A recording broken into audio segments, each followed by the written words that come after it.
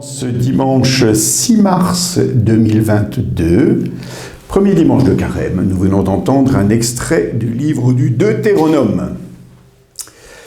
Nous voici donc arrivés dans le temps du Carême, cette période de 40 jours qui nous prépare à la fête de Pâques, qui nous entraîne à vivre de la vie même du Christ ressuscité. Et en ce premier dimanche, nous faisons comme un retour en arrière pour pouvoir mieux nous projeter en avant. Car un retour aux sources permet de savoir d'où l'on vient et de comprendre où l'on va. Il existe dans les chants que nous employons à l'Église un cantique intitulé « Tenons en éveil la mémoire du Seigneur ». Ces mots ont double signification. Rappelons à Dieu que nous existons pour qu'il ne nous abandonne pas. Mais aussi, rappelons-nous que Dieu agit pour que nous ne l'abandonnions pas. Cette proposition, cette invitation traverse en fait la Bible où, à plusieurs reprises, ceux qui entendent sont appelés à se remémorer ce que Dieu est et ce qu'il fait. C'est le cas dans cet extrait du livre du Deutéronome. Le peuple hébreu se rappelle ainsi fondamentalement qu'il est un peuple en exil.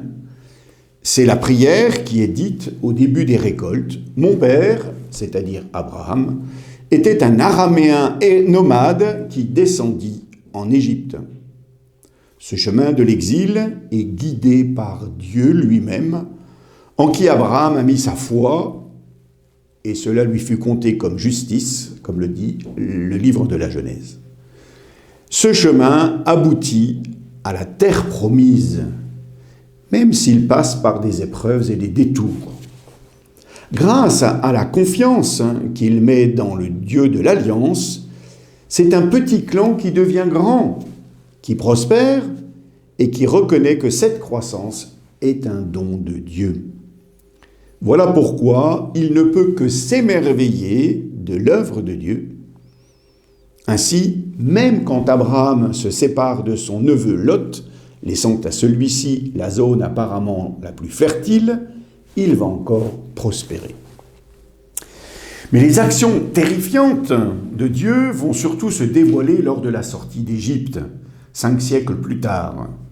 Alors que le peuple était esclave, le voilà libéré en passant la mer Rouge, pendant que divers malheurs frappent ceux qui les asservissaient. C'est l'exploit principal de Dieu. C'est celui dont les Hébreux vont se souvenir jusqu'à la fin de leur jour et qui est évidemment commémoré dans la fête de la Pâque. La terre promise est décrite comme un pays ruisselant de lait et de miel, image euphorique qui exprime l'abondance des dons quand il a fallu errer dans le désert pendant 40 années à se nourrir chichement. Moïse est ainsi, après Abraham, le personnage qui marque le plus l'histoire en raison de sa confiance en Dieu qui fait vivre. L'homme a la mémoire courte, il faut le reconnaître. Et Jésus lui-même va inviter ses apôtres à ne pas oublier ce qu'il a dit ou ce qu'il a fait. Faites ceci en mémoire de moi. Voilà un commandement clair. Jésus vient d'abord rappeler l'action de Dieu pour son peuple et à travers celui-ci pour toute l'humanité. Il invite à respecter l'alliance avec le Père en déclarant qu'il n'est pas venu abolir la loi mais l'accomplir. Il va même au-delà de l'interprétation ordinaire de celle-ci, comme nous avons déjà eu l'occasion de le voir, en demandant un véritable amour de Dieu et du prochain, qui dépasse les simples convenances. Pourquoi ? Parce que Dieu est plus grand que notre cœur, comme le dit saint Jean, et qu'il fait de nous ses enfants. Et l'action de Dieu la plus grande pour nous se révèle en son Fils Jésus, dans sa mort et sa résurrection. Voilà pourquoi, comme je le disais à l'instant, il nous demande de vivre l'Eucharistie en mémoire de lui. Cette mémoire n'est pas un repli sur le passé, sur les souvenirs sympathiques ou nostalgiques. Elle est une actualisation de l'œuvre divine. Dans la célébration de la messe, le Christ est présent réellement.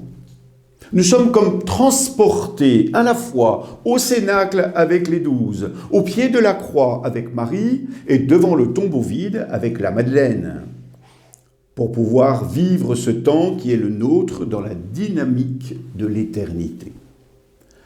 Comme jadis le peuple hébreu menait sa route jusqu'à la terre promise, nous aussi, nous cheminons dans la foi. Mais cette terre est dans les cieux. Comme l'affirme saint Paul, nous sommes citoyens des cieux, c'est dans la lettre aux Philippiens, ou comme le dit l'auteur de la lettre aux Hébreux, en fait, nos pères aspiraient à une patrie meilleure, celle des cieux. Le temps du carême dans lequel nous entrons s'avère donc un lieu de souvenir et d'avenir. Il s'agit bien pour nous de nous remémorer les merveilles de Dieu dans notre vie, personnelle, sociale, ecclésiale, pour continuer à en vivre. Notre histoire, celle de notre famille, de notre pays, de notre Église, est jalonnée par des moments forts où s'est exprimée la grâce de Dieu. Nous avons 40 jours pour y puiser à nouveau la force d'aimer, à une eau qui jaillit en fait du cœur du Christ. En question pour notre rencontre, avons-nous fait l'expérience d'un don particulier ou d'une libération venant de Dieu? Cela change-t-il notre vie actuelle? Bonne rencontre.